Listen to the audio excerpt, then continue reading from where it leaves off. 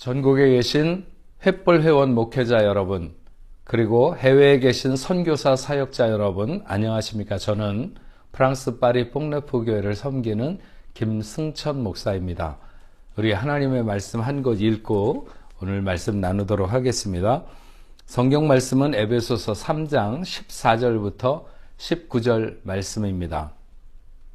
이러므로 내가 하늘과 땅에 있는 각 족속에게 이름을 주신 아버지 앞에 무릎을 꿇고 비노니 그의 영광의 풍성함을 따라 그의 성령으로 말미암아 너희 속사람을 능력으로 강건하게 하시오며 믿음으로 말미암아 그리스도께서 너희 마음에 계시게 하시옵고 너희가 사랑 가운데서 뿌리가 박히고 터가 굳어져서 능히 모든 성도와 함께 지식에 넘치는 그리스도의 사랑을 알고 그 너비와 길이와 높이와 깊이가 어떠함을 깨달아 하나님의 모든 충만하신 것으로 너희에게 충만하게 하시기를 구하노라. 아멘.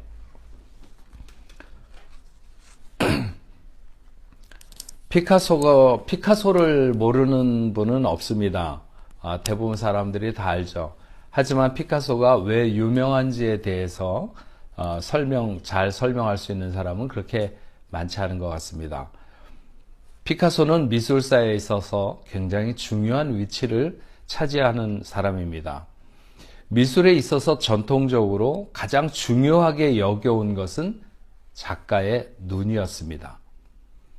피카소보다 40년 먼저 태어나 동시대를 함께 살았던 르누아르에게 있었던 에피소드 중에 이런 게 있습니다. 르누아르는 나이가 먹어 수전증이 있어서 손을 떨었습니다. 그런 르누아르가 붓을 손에 묻고 그림을 그렸습니다. 그렇게 그림을 그리고 있는 것을 친구들이 와서 보고는 아니 자네는 그렇게 붓을 손에 묻고 그림을 그리는데도 어떻게 그림이 그렇게 아름다운가 이렇게 했더니 옆에 있던 르누아르 부인이 말하기를 글쎄 말이에요. 적고를 해가지고도 그림을 그리는데 그 그림이 제법 팔린다는 게 신기하다니까요. 이렇게 얘기를 했더니 르누아르가 하는 말이 저런 무식한 마누라 같으니라고. 그림을 손으로 그리는 줄 아나 보지 그림은 손으로 그리는 게 아니라 눈으로 그리는 거야 했다고 합니다. 그림은 손으로 그리는 게 사실이지만 눈으로 그리는 게 더 사실입니다. 그래서 인류 역사와 함께 계속되어 온 미술의 작가의 눈을 가장 중요한 것으로 여겨왔습니다. 그런데 피카소는 반대로 화가에게 있어서 가장 쓸모없는 것이 눈이라고 했습니다. 그래서 눈을 심지어 뽑아버려야 된다고 하는 것입니다. 그런 피카소에게 이런 일화가 있습니다. 어떤 귀부인이 피카소에게 자신의 초상화를 좀 그려달라고 찾아왔습니다. 피카소는 그런 귀부인의 초상화를 마치 돼지와 같은 인상을 가진 부인으로 그려 놓았습니다. 그랬더니 이 화가 난 귀부인이 피카소에게 따졌습니다. 이게 어디 나를 닮았느냐고. 그랬더니 피카소가 그렇게 말했죠. 기다려보면 닮아갈 거라고. 피카소는 보이는 것을 그리고 싶은 것이 아니라 보이지 않는 것을 그리고 싶어 했습니다. 그러니까 어떤 사람의 외면보다는 오히려 내면을 그리고 싶어 한 거죠. 그래서 보이는 것만을 보려고 하는 눈이 보이지 않는 본질을 보려고 하는 것을 가로막기 때문에 화가가 눈을 뽑아버려야 된다. 이렇게 말을 했던 것 같습니다.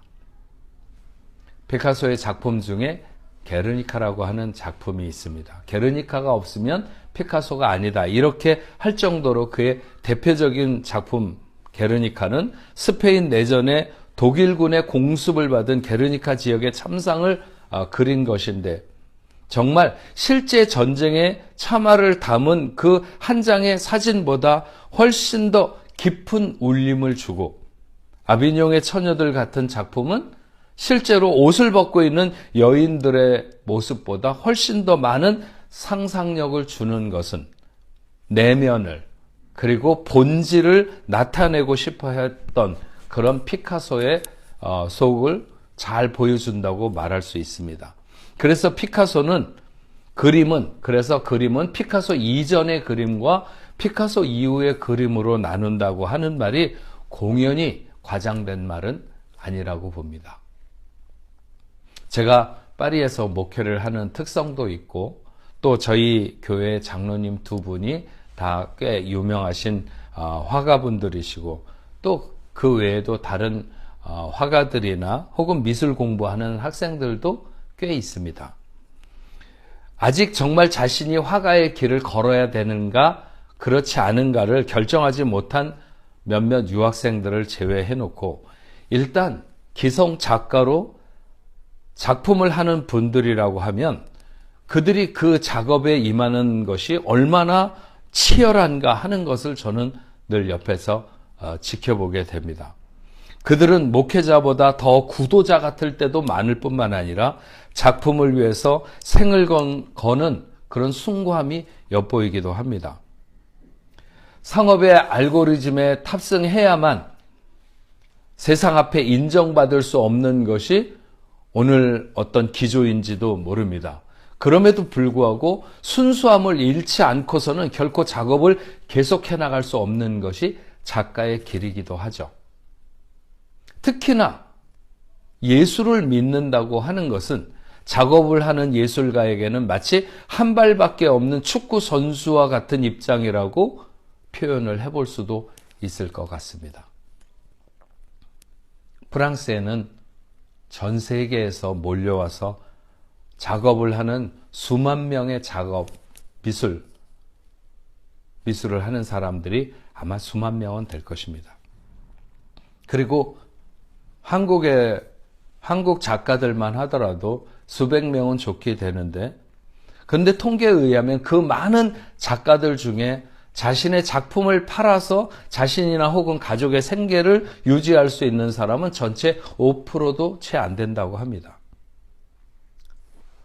제가 오랫동안 알고 있는 파리의 원로화가 100세를 사셨는데 그분은 거의 정말 파리의 다락방 한 6, 7층 되는 맨 꼭대기에 있는 작은 다락방 거기서 거의 평생을 작업하고 사셨습니다.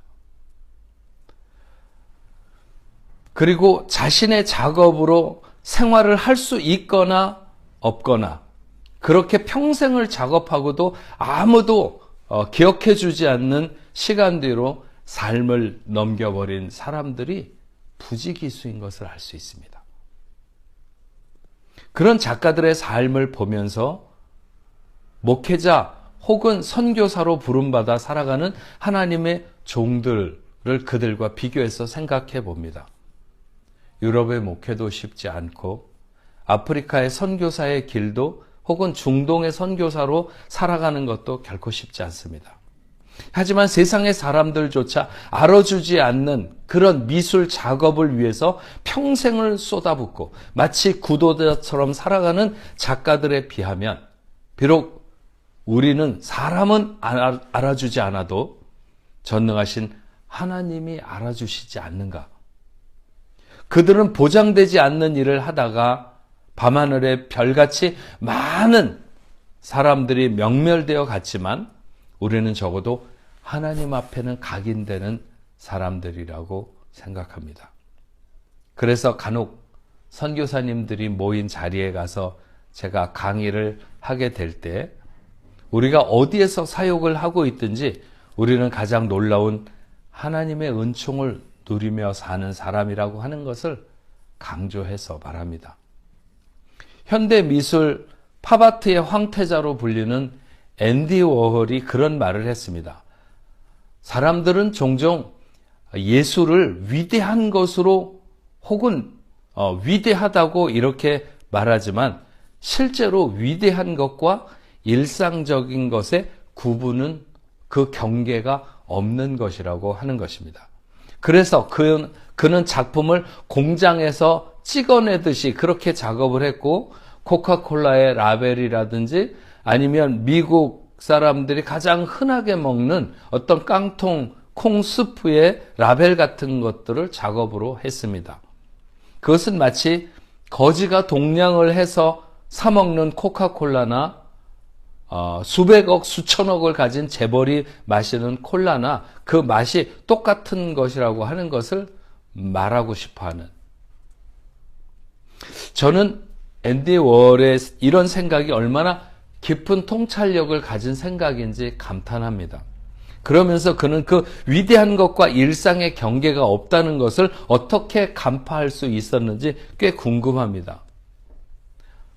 목회자로 사역을 하다 보면 간혹 어떤 이들의 임종 예배를 인도해야 되는 경우들이 있습니다. 임종을 앞에 둔 사람들에게 뭐를 꼭 해보고 다시 해본다면 뭘 해보고 싶느냐고 이렇게 물어보면 대부분의 사람들은 자신들이 건강했을 때 할 수 있었던 어떤 일상적인 것을 그리워합니다. 그 어떤 사람도 자신이 생전에 돈이 없어서 타보지 못한 크루즈를 타고 세계 여행을 한번 해봤으면 좋겠다거나 아니면 아주 비싼 빨간색의 페라리를 한번 타보지 못한 것이 너무 아쉽다 이렇게 말하지 않습니다. 그냥 가족들과 둘러앉아서 오손도손 함께 식사를 하거나 아니면 교회를 다니는 사람이라면 그냥 식구들 손잡고 주일날 교회에 가서 맨 앞자리에 앉아서 함께 온 가족이 이렇게 예배 드리던 그런 시간을 다시 가져볼 수 있으면, 제가 사랑했던 어떤 이는 임종 전에 자신의 집 주변에 있었던 호숫가를 한번 산책해 보는 것을 소망했습니다. 아무리 가난한 사람도 돈이 하나도 없는 거지라도 모두 해볼 수 있는 그런 일들이 그들의 생애의 마지막 시간에 그토록이나 해보고 싶은 것입니다. 그렇게 인생이 죽음을 앞에 둔 진실한 순간에 특별하거나 대단하거나 위대한 것을 원하는 것이 아니라 어떤 일상적인 것을 원한다는 것이죠. 그것은 다른 말로 말하면 그 일상이 그만큼 위대하다고 하는 것을 말하는 것입니다. 그래서 저는 아프리카나 중동이나 열악한 환경에서 사역하는 선교사님들에게도 우리가 어디에서 아침을 맞든지 그 아침은 결코 초라할 수 없는 아침이라고 하는 것을 강조합니다. 뉴욕의 아침이나 파리의 아침이라고 해서 더 위대한 아침이 아니고 전기가 들어오지 않는 아프리카 오지의 아침이라도 충분히 위대하고 행복할 수 있는 그런 아침이라는 것이죠. 그리고 그 아침은 어제의 아침이 반복되는 것이 아니라 오늘 하나님이 나를 위해 새롭게 세팅하고 맞게 하시는 새로운 아침입니다. 언젠가 우리가 임종의 순간을 맞게 된다거나 인생의 마지막을 느끼며 가장 진실할 수밖에 없는 순간이 오면 우리는 우리가 가졌던 선교지에서의 그 아침이 얼마나 위대하고 행복한 아침인지 그 그리움이 그것을 증명해 줄 것이라고 하는 것이죠. 코로나로 대면 예배를 드리지 못하게 된 첫날, 촬영한 영상을 틀어놓고 눈물이 범벅이 되어 예배를 드리던 광경은 단지 이곳에 우리만의 모습은 아니었을 것입니다. 그러던 때로부터 2년 반, 3년이 흘렀습니다. 교회에도 많은 변화가 있었고 교인들에게도 변화가 있었습니다. 지난 시간에 대한 감사를 총평해서 말하자면 어떤 결정이든지 그렇게 크게 잘못되지 않도록, 빗나가지 않도록 하나님의 인도하심이 무엇보다도 저는 매우 감사합니다. 처음 대면 예배를 드리지 못하게 될 때 어떤 교회들은 선택적으로 2주, 3주 전에 먼저 영상 예배로 전환하는 교회들도 있었습니다. 그래도 저희는 그렇게 하지 않았습니다. 프랑스 정부가 정식 발표가 나서 언제부터는 반드시 그렇게 해야 한다는 주일부터 비대면 예배로 전환했고 몇 달 후에 교회에서 대면 예배를 드릴 수 있다고 했을 때도 한 주도 지체 없이 바로 시작했습니다. 물론 이때도 조금 더 추이를 보아가면서 대면 예배로 전환하려고 하는 그런 교회들도 있었습니다. 코로나 기간을 지나며 상황이 엎치락뒤치락 할 때에도 그 상황에 따라서 흔들거리지 않았습니다. 그래서 코로나 전 기간 중에 대면 예배를 멈추었던 것은 초기에 프랑스의 전 국민의 이동이 차단된 몇 달을 제외하고 나면 계속 대면 예배를 드렸습니다. 나라에서 법으로 금지한 것을 제외하면 최대한 예배의 자유를 빼앗기지 않으려고 했던 것입니다. 어떤 이들이 과도하게 두려워하는 것에도 동조하지 않았고 그렇다고 해서 교회가 방역을 무시하는 것도 아니었습니다. 대면 예배와 영상 예배를 실시간으로 병행해 오다가 교회에서 자연스럽게 예배할 수 있는 시간이 왔을 때에는 지체 없이 실시간 예배 송출을 중단하고 주일 예배는 월요일에 그리고 저희같이 화요일에 저녁 예배를 드리는 그 예배 실황은 수요일에 이렇게 내보내도록 했습니다. 지난해 연말에는 저희 교회 부교육자들을 비롯해서 전교인의 상당수가 집단으로 감염이 되어 교회 출석을 하지 못했을 때에도 담임 목사가 감염되지 않는 한 예배를 나와서 인도했고 그런 상황 속에서도 외부 강사를 3분 차례대로 모셔서 신년 특별성에 사람들이 몇 명이 모이든지 우리는 계획대로 중단 없이 진행했습니다. 교인들은 자신들이 두려움을 안고 교회를 나오거나 혹은 못 나오면서도 그런 상황 중에 목회자의 태도를 보고 있었던 것이 분명합니다. 물론 그렇게 지나오는 시간에 여러 번 제 마음을 흔들어 놓는 시간도 있었습니다. 하지만 그때마다 하나님은 제게 과감한 마음을 허락하셨고 그것에 따라 순종했습니다. 민감한 사람들을 통해 불안감을 조성하려고 하는 어떤 사탄의 미혹이 없었던 것은 아닙니다. 하지만 하나님이 이 시간에 제가 해야 될 결단의 뒤로 물러서지 않기를 원하신다고 하는 그런 마음, 그런 기도를 했고 하나님은 그렇게 할 수 있도록 하신 것은 지난 시간을 지내오고 나서 정말 크게 하나님 앞에 감사하는 그런 것입니다.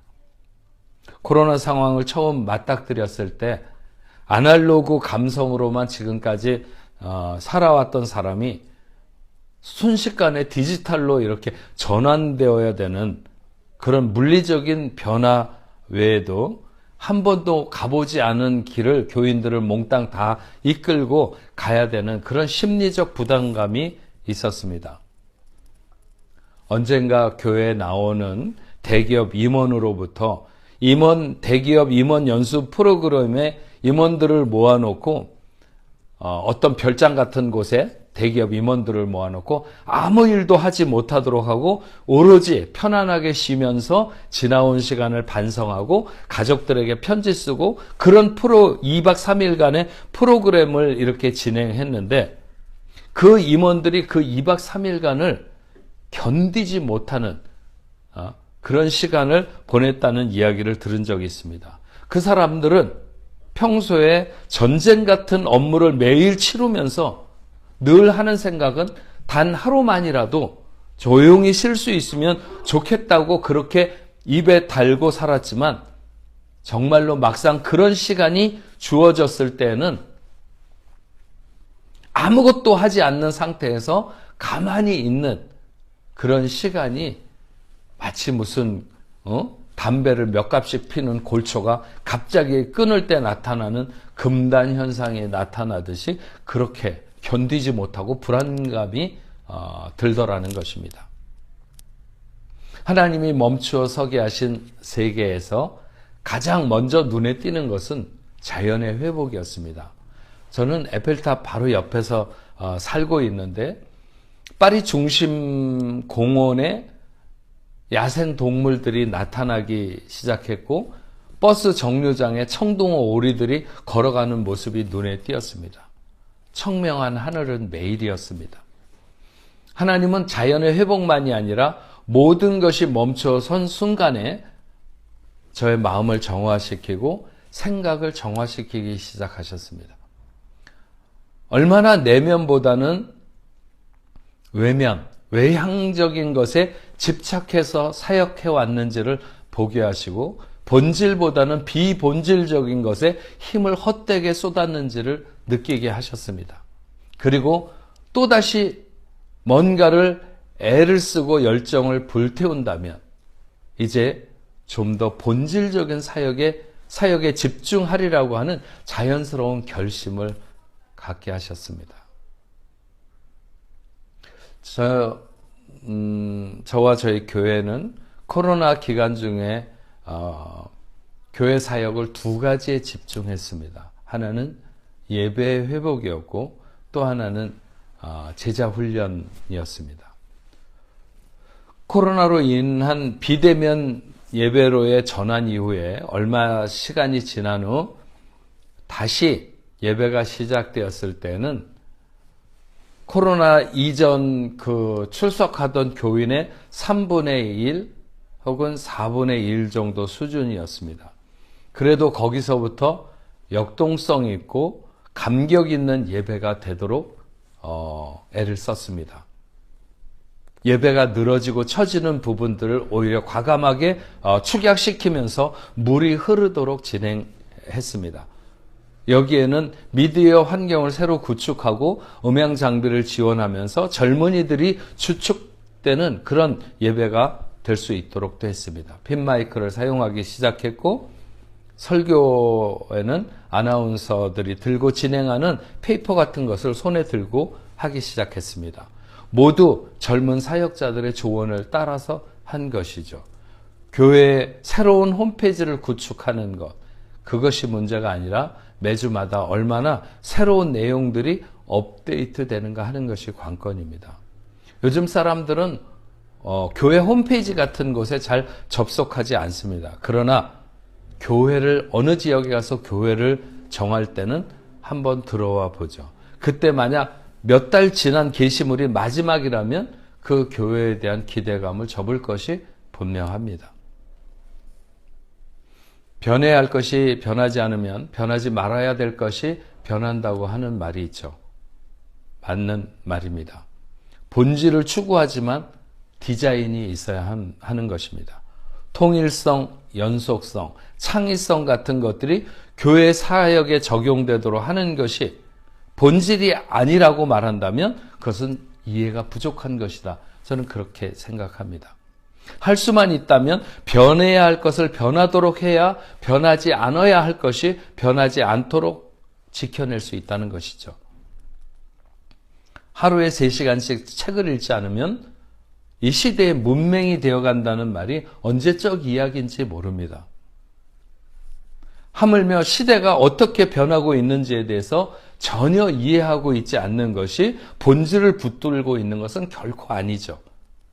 컴퓨터 프로그램을 이해하는 것은 이제 마치 한글을 깨우치는 것과 같고 그 활용 방안을 아는 것은 외국어를 능숙하게 할 줄 아는 것과 같습니다. 그래서 젊은 사역자들에게 일방적인 지시가 아니라 많은 대화가 필요합니다. 코로나 기간 중에 정말 잘한 일이 있다면 또 하나는 제자 훈련입니다. 26, 7년 전 교회를 처음 개척하기 시작할 때 서울 사랑의 교회 옥하는 목사님이 주도하는 평신도를 깨운다고 하는 제자 훈련 세미나를 참석한 이후에 목회 방향을 제자 사역에 두기로 생각하고 목회를 시작했습니다. 몇 년을 그렇게 하다가 멈추어 서게 되었습니다. 그것은 제자 훈련을 한 사람들이 교회에 남아있지 않는 지역적인 특성 때문에 이 제자 훈련에서 배출된 사람들의 어떤 피드백을 갖지 못하는 그런 것이 가장 큰 문제였습니다. 그래서 마치 그 군인들을 훈련시키는 논산훈련소처럼 그렇게 훈련받은 사람들이 일정한 시간이 되면 다 떠나버리는 이것은 전체적인 제자 훈련 시스템을 계속 해나가는 데 있어서 목회에 큰 허점을 주는 것이었습니다. 결국 정착된 이민사회가 아니라 유학생들과 많지 않은 상사 주재원들이나 또 몇몇의 그런 그 대사관 직원들, 이런 사람들이 머물다가는 파리의 특성상 제자 훈련은 잘 안 맞는구나, 이렇게 생각을 했었습니다. 그 이후로 몇 가지 말씀 훈련과 사역을 위한 프로그램들을 교회에 접목했지만 그렇게 만족할 만하지가 못했습니다. 그러다가 코로나가 시작되기 직전에 독일의 한마음교회 이창규 목사님이 교회에서 제자 훈련을 계속한다는 그런 이야기를 해서, 같은 유럽에 있는데 나는 왜 파리에서 안 된다고 생각을 하고 멈추었는데 독일에서는 계속 하는가, 그런 궁금함으로 묻기 시작했고, 기존의 제자 훈련과 무엇이 다른가 하는 것을 금방 알 수 있었습니다. 오카는 목사님의 제자 훈련을 기초로 해서 어떻게 보면 유럽형으로 바꿨다고 할까, 아무튼 이곳에서 적용이 가능한 새롭게 옷 입혀진 그런 제자 훈련이었습니다. 오래전 한국 교회에 처음 제자 훈련이 많은 사람들에게 신선한 충격을 준 것은, 기존 교회 모든 교육 방식이 설교를 비롯해서 모두 증명의 논리를 위한 연역법을 사용하는 것이었다면, 제자 훈련은 발견의 논리를 위해서 귀납법을 사용하는 것이었습니다. 그런데 새로운 유럽에서 다시 시작되고 있는 제자 훈련은 다시 강의 중심의 연역법을 사용하는데, 그 강의가 PPT를 통해 새로운 전달 방식을 통해서 훈련생들로 하여금 이해와 수용이 너무나도 용이하게 해 놓았습니다. 그리고 기존의 제자 훈련은 선행학습을 굉장히 중요하게 생각해서 준비되지 않은 상태로 참석하면 공부 진행에 굉장히 큰 어려움이 있는 구조였습니다. 하지만 새로운 제자 훈련은 좀 더 가볍게 참석하지만 그 시간에 배운 것을 잊지 않는 장치를 마련하고 있는 것입니다. 기존의 제자 훈련은 인도자가 어떻게 모든 사람 안에 있는 것을 적절한 질문으로 그 속으로부터 꺼낼 수 있는가에 초점이 있다면, 새로운 훈련은 복음에 맡기고 복음 앞에 직접 부딪히도록 하는 것입니다. 그래서 사람을 변화시키려고 안달하기보다는 복음에 맡기고 훈련생들에게도 그냥 복음을 따라가자고 이렇게 말합니다. 사실 인도자의 열정이나 아니면 어떤 스킬이 사람을 변화시키는 것은 결코 아닙니다. 복음이 변화시키는 것이죠.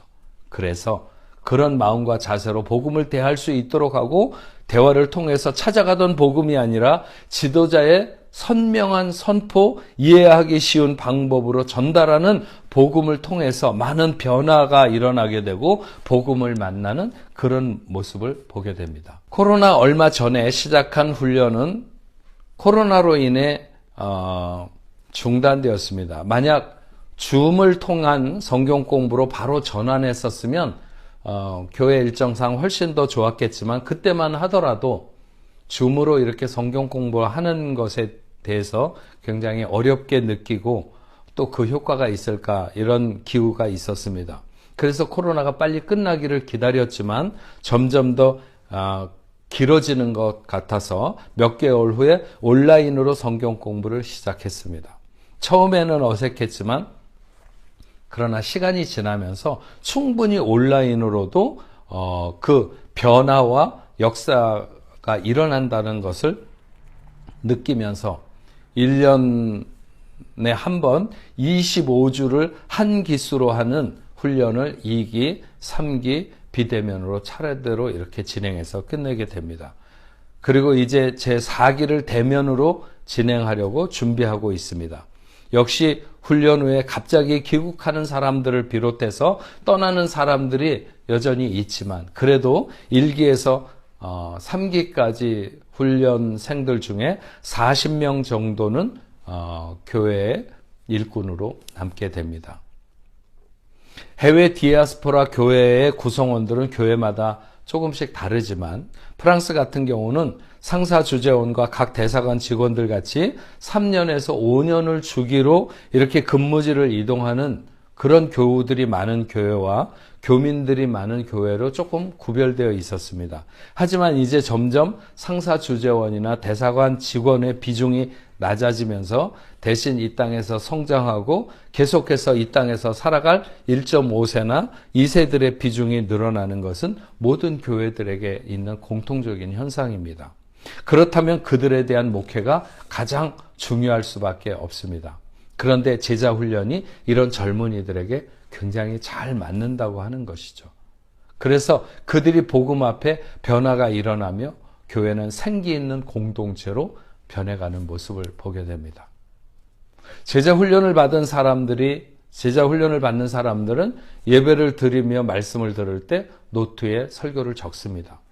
그것은 그 말씀을 통해 적용과 결단이라는 숙제를 하기 위한 것도 있지만 그만큼 말씀을 집중해서 듣는다고 하는 것을 말하는 것이기도 합니다. 그래서 역동성 있는 예배와 말씀에 깊이 들어가는 두 가지 요소는 예배에 몰입하는 사람들을 점점 더 늘어가게 하는 것을 알 수 있습니다. 코로나 기간 중에 제자 훈련에 집중했던 것은 더없이 좋은 선택이었습니다. 코로나가 끝나가면서 교회는 더 뜨겁게 비상할 준비를 하고 있습니다. 코로나로 인해 위축되었던 것은 전혀 느껴지지 않습니다. 오히려 이제 모든 면에서 사역의 기지개를 켜려고 하는 그런 준비를 하고 있습니다. 해외교회의 특성은 많은 교인들이 주기적으로 이동하는 데 있습니다. 많은 유학생들이 그렇고 상사 주재원들도 그렇습니다. 감사하게도 우리 교회 같은 경우에는 1년에 약 350명 정도는 그 주일 예배를 새롭게 방문해서 예배에 나옵니다. 예배의 생명력이 넘치고 새가족반이 잘 운영되면 매년 귀국하는 사람의 자리를 충분히 메울 수 있고 또 지속적으로 성장할 수 있다고 봅니다. 무엇보다 생기 있는 공동체를 체감하게 되는 것은 목회자로서 너무 행복한 감사한 일이죠. 교회가 시대에 떠밀려 뒷방으로 물러나는 노인 같은 기분이 아니라 아니면 잠들기 직전에 깊은 졸음에 빠진 것 같은 그런 모습이라면 굉장히 끔찍할 수밖에 없습니다. 코로나는 많은 분야의 격차를 키웠습니다. 어쩔 수 없이 직격탄을 맞은 분야도 있겠지만 그냥 준비 없이 당하는 분들도 적지 않습니다. 그 중에 교회가 가장 현격한 차이를 낼 수 있다고 봅니다. 많은 교회들이 코로나를 지나며 문을 닫거나 심각한 위기를 만나고 있습니다. 아마도 조금 시간이 더 지나면 더 두드러진 현상들이 교회에게 일어날 것입니다. 아마도 한국교회가 그래도 어느 정도 지탱할 수 있는 힘이 있다면 그것은 재정적인 뒷받침 때문일 거라고 생각합니다. 아직까지 교인들이 적게 나와도 헌금은 크게 줄지 않았다고 안위를 갖는 많은 교회들이 있습니다. 하지만 조만간 사람들이 교회를 찾지 않는 대가를 교회가 받아들일 수밖에 없는 그런 시간이 올 수 있습니다. 코로나를 지나며 저는 개인적으로 비본질적인 것으로부터의 자유를 느끼게 되었습니다. 바리새인이나 사두개인들이 이중적인 사람들이 되어갔던 이유는 아마도 그들이 체면을 중시 여겼기 때문이었을 것입니다. 하나님 앞에 목사로 평생의 삶을 다짐하면서 시작할 때 제가 그렇게 외면에 집중하리라고 하는 계산은 1도 없었습니다. 그런데 목회를 하는 동안에 본질보다 비본질적인 것에 내면보다는 외면의 마음을 쏟으며 살아온 것이 코로나를 통해서 잘 들여다볼 수 있게 된 점입니다. 그래서 남은 시간 혹은 남은 목회는 피카소가 보이는 것보다는 보이지 않는 것을 그리고 싶어 했던 것처럼 표면적인 삶과 그 드러나는 열매에 매달리는 것이 아니라 좀 더 본질적이고 하나님의 영광을 목적하는 그런 사역을 하면서 가고 싶습니다. 미래는 무엇으로 준비되는가? 목회를 잘하면 좋겠다는 생각은 교회를 크게 해야 한다는 것과 크게 다르지 않았습니다. 하지만 생각해보면 우리는 앞당겨진 시대를, 미래를 오늘 살고 있는지 모릅니다. 더 이상 머뭇거리거나 주춤거릴 여유가 없는 것이죠. 요즘 가장 많이 하는 생각은 어떻게 해야 교회가 커질 수 있는가 하는 것이 아닙니다. 어떻게 해야 좋은 제자를 길러낼 수 있는가? 나이 들고 대화가 잘 되는 장년들이 아니라 생각이 궁금하고 판단을 잘 알 수 없는 젊은이들 중에 내일을 위해 준비되고 있는 제자들을 길러낼 수 있는 그런 것이 오늘의 제 소망입니다. 만약 격차의 시대에 어떤 정의 있는 교회와 목회가 될 것인가를 저에게 묻는다면 저는 절대 열정으로 돌파하는 교회가 되도록 하겠다. 열정이라고 하는 것이 좀 어린 나이에 어울릴 수 있는 단어이겠지만 그러나 저는 이제 하나님을 위한 열정이 어떻게 쏟아 부어져야 하는지를 알게 되었습니다. 교회도 열정의 공동체가 되도록 할 것입니다. 하나도 세상에 밀리지 않고 오히려 세상 앞으로 나아가며 생명을 선도하는 교회가 되도록 할 것입니다.